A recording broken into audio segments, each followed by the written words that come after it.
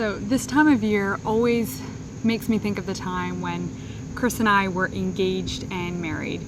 And one aspect of that, which I sometimes think about, is because of our wedding was in the Bruderhof, all the practical details like invitations, parties, receptions, flowers, clothes, and yes, I know I didn't wear anything special.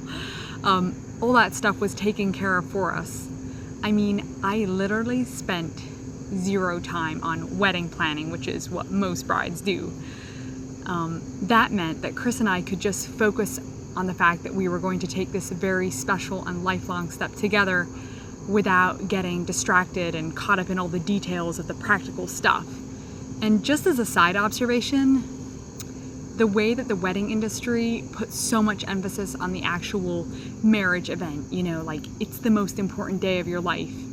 I actually think that does a real disservice to marriage because it makes it seem more like an endpoint or an achievement rather than the joyful yet solemn beginning and first step of a lifelong journey. But where I'm going with this is that the other week, a really good friend of mine got married, and Chris and I had the chance to kind of give back what was done for us by other people at our wedding.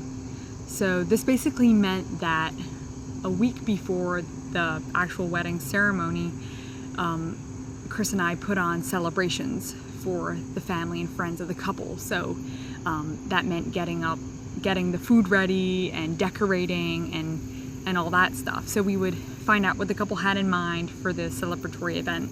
Like, did they want it on the roof? Did they want it down at the river? How many people they'd be? And then we'd get going. So it was, I would say, delightfully stressful to make sure that we were remembering everything and getting it all done, and that babysitting for Branson was arranged for. But we really enjoyed ourselves and had so much fun.